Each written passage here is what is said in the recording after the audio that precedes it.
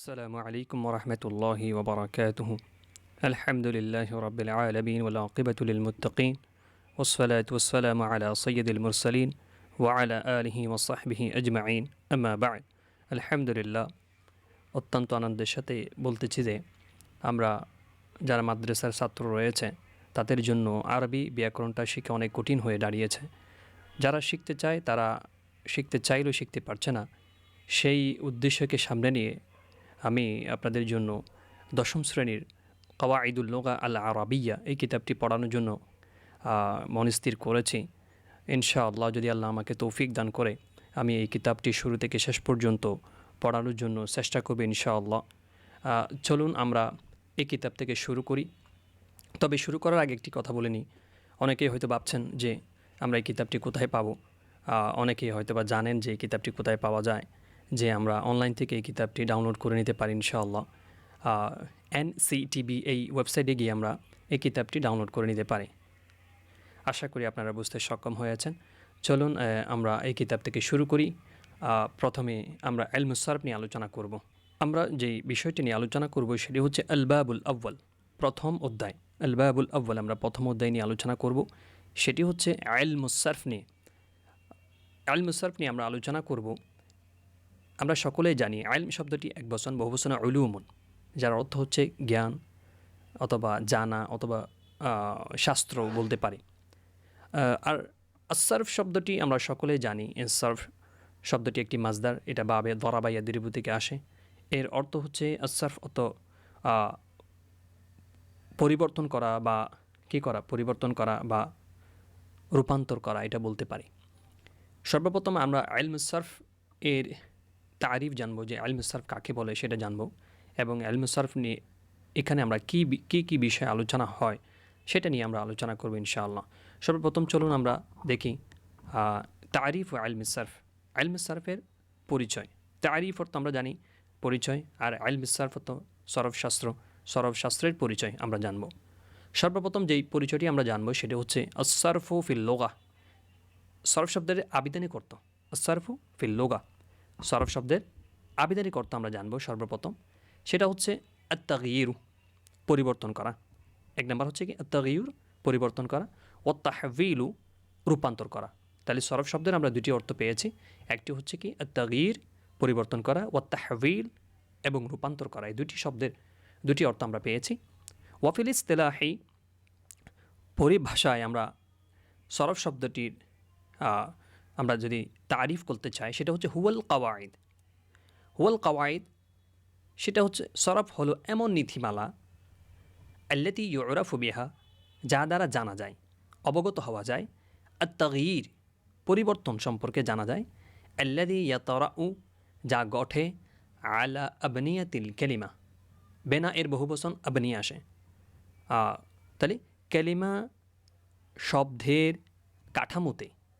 শব্দের কাঠামোতে সংগঠিত পরিবর্তন সম্পর্কে জানা যায়। তাহলে আবার বলি, ইলমুস সারফের পরিভাষা এটা বলা হয়, সারফ হলো এমন নীতিমালা যা দ্বারা কালিমা এর কাঠামোতে সংগঠিত পরিবর্তন সম্পর্কে অবগত হওয়া যায়। আশা করি আমরা সকলেই বুঝতে সক্ষম হয়েছে। এবার আসুন এই ইলমুস সারফ এটা জানলে আমাদের কী লাভ হবে এবং এটার উদ্দেশ্যটা কি, ইলমুস সারফের উদ্দেশ্যটা কি দেখো, বা ওয়াগায়াতু হাদাত তাগয়ির, ওয়াগায়াতু উদ্দেশ্য, হাদাত তাগয়ির, এই পরিবর্তনের উদ্দেশ্য হলো ইশতিকাকুল কালিমা মিন গায়রিহা।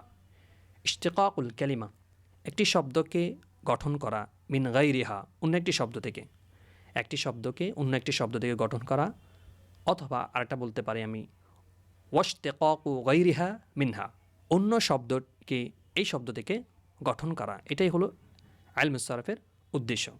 যেমন আমরা উদাহরণস্বরূপ বলতে পারি আন-নাসরু একটা মাজদার, দেখুন এটা তো সাহায্য করা।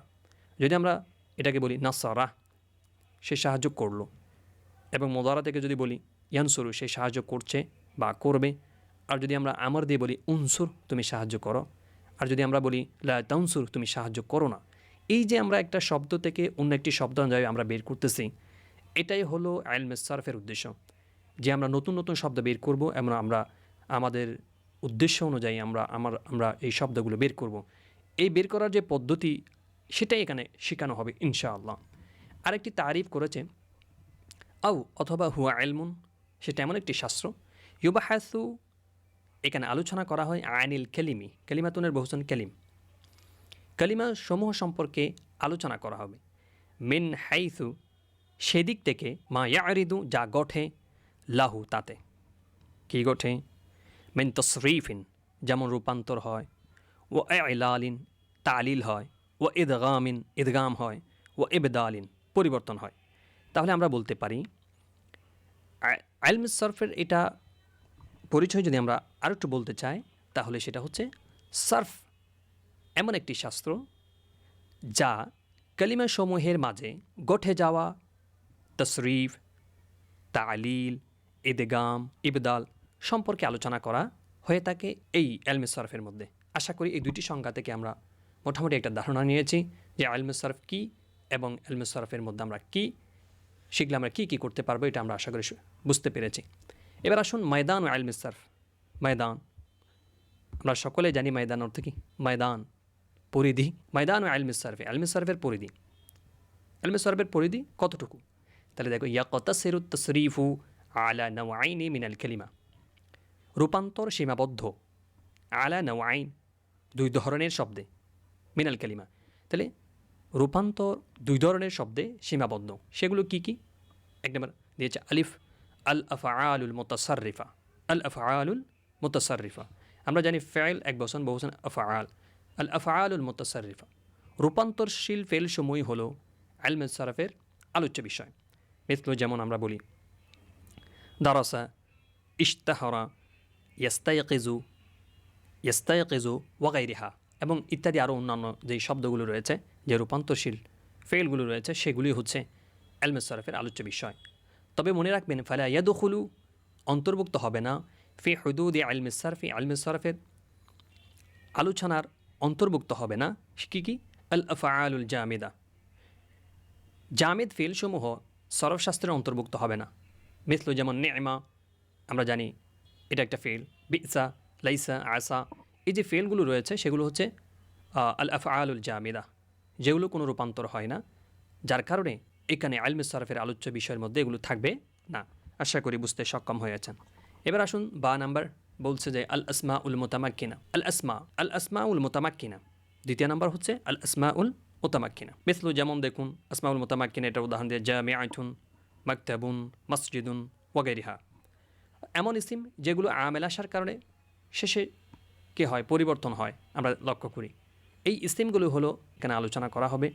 তবে মনে রাখবেন, ফালা ইয়াদখুলু, অন্তর্ভুক্ত নয়, ফি মুনাকাশাতি হাদাল ইলমি, এই শাস্ত্রের আলোচনা বিষয় হবে না আল আসমা উল মাবনিয়া, মাবনি ইসিম সমূহ এখানে এই শাস্ত্রের মধ্যে আলোচনা করা হবে না। যেমন এটার উদাহরণ দিয়েছে মিসলু ইদা ও আইনা ও হাইসু, এই ইসিমগুলো এখানে ইলমে সরফের আলোচ্য বিষয় হবে না, কারণ এগুলো হচ্ছে আল আসমা উল মাবনিয়া, এগুলোকে বলা হয় আসমাউ জারফ। তার আরটা হচ্ছে ওয়াদ জামাইর, এবং জমির সমূহ, যেই জমিরগুলো আনা, মিসলু আনা, ওয়া আন্তা, ওয়া নাহনু, এই ইসিমগুলো কিন্তু ইলমে সরফের আলোচনা বিষয় থাকবে না। ও আসমাউল ইশারা, ইসমে ইশারা সমূহ, মিসলু হাদা, ওয়া হাদিহি, ওয়া যালিকা, ওয়া তিলকা, এই ইসিম সমূহ এই ইলমে সরফের আলোচনা বিষয় নয়।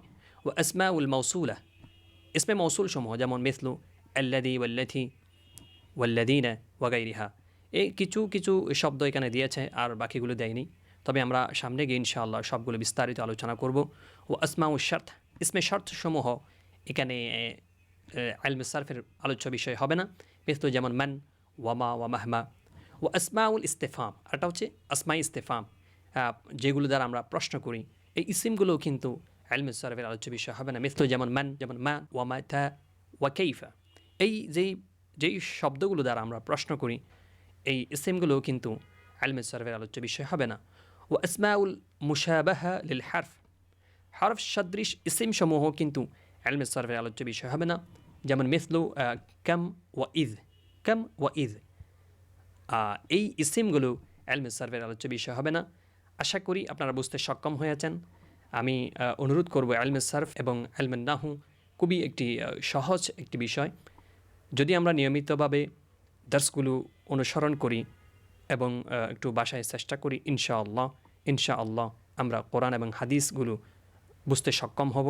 এটা কোনো কঠিন বিষয় নয় ইনশাআল্লাহ আমরা এই ক্লাসগুলো নিয়মিত দেখব এবং দেখলে আশা করা যায় আমরা ইলমে সারফে এবং পরবর্তীতে যে আমরা ইলমে নাহু নিয়ে আলোচনা করব, এই বিষয়গুলো আপনারা বুঝতে সক্ষম হবেন। আজ এই পর্যন্ত থাকবে, এই পর্যন্ত সুস্থ থাকবেন, ভালো থাকবেন। আসসালামু আলাইকুম ওয়া রাহমাতুল্লাহি ওয়া বারাকাতুহু।